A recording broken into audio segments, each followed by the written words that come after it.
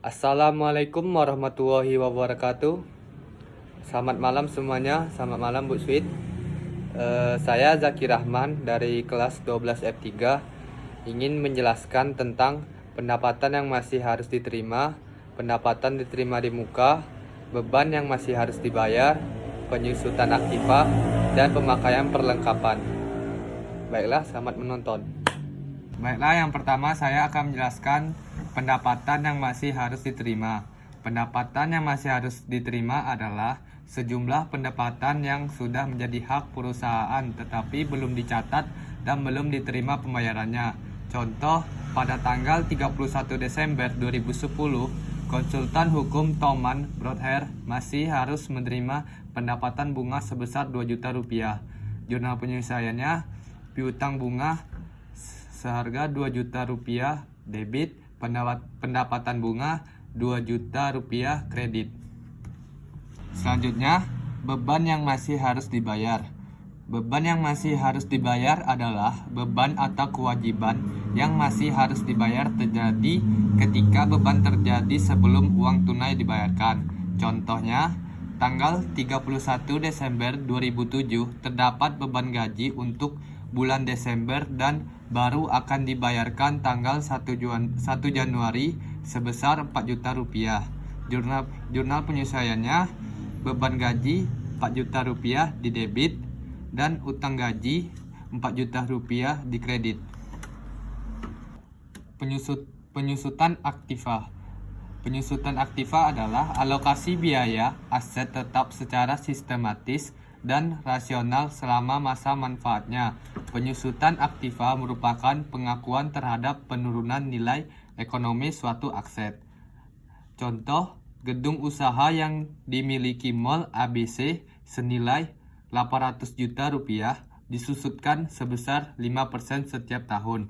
Perhitungan 5% 5/100 dikalikan nominal harganya 800 juta rupiah. 5/100 dikalikan 800 juta rupiah hasilnya 40 juta rupiah. Jurnal penyesuaiannya, beban penyusutan gedung 40 juta rupiah di debit dan akumulasi penyusutan gedung 40 juta rupiah di kredit. Selanjutnya, pemakaian perlengkapan. Pemakaian perlengkapan adalah penggunaan yang dimiliki perusahaan untuk kegiatan operasional yang habis dipakai dalam waktu kurang dari 1 periode akuntansi. Perlengkapan yang telah dipakai akan menjadi beban di akhir periode akuntansi. Perusahaan perlu menyesuaikan pencatatan untuk akun perlengkapan karena perlengkapan yang habis dipakai harus dicatat.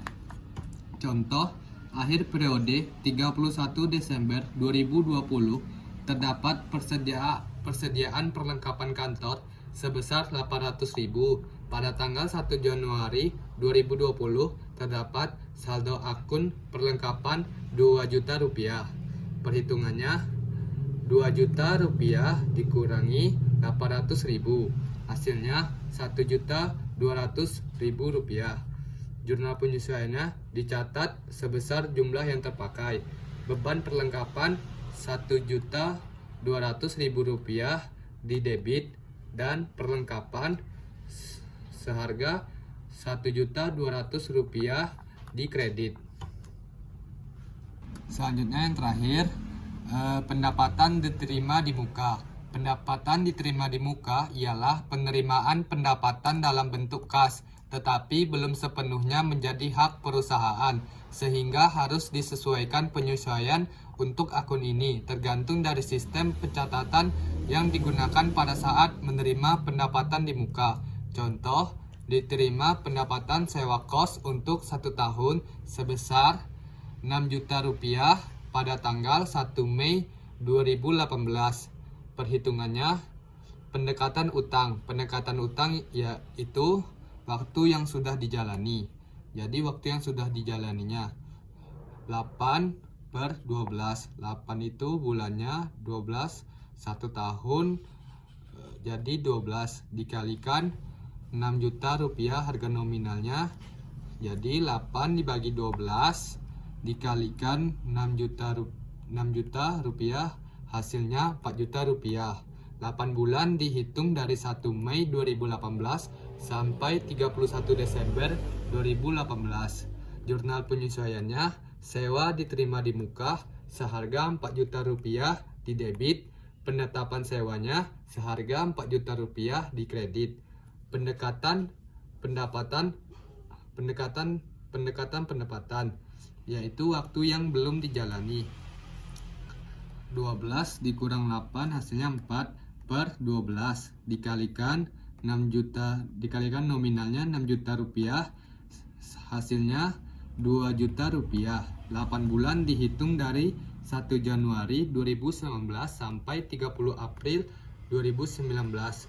Jurnal penyesuaiannya, pendapatan sewa seharga 2 juta rupiah di debit, sewa diterima di muka seharga 2 juta rupiah di kredit.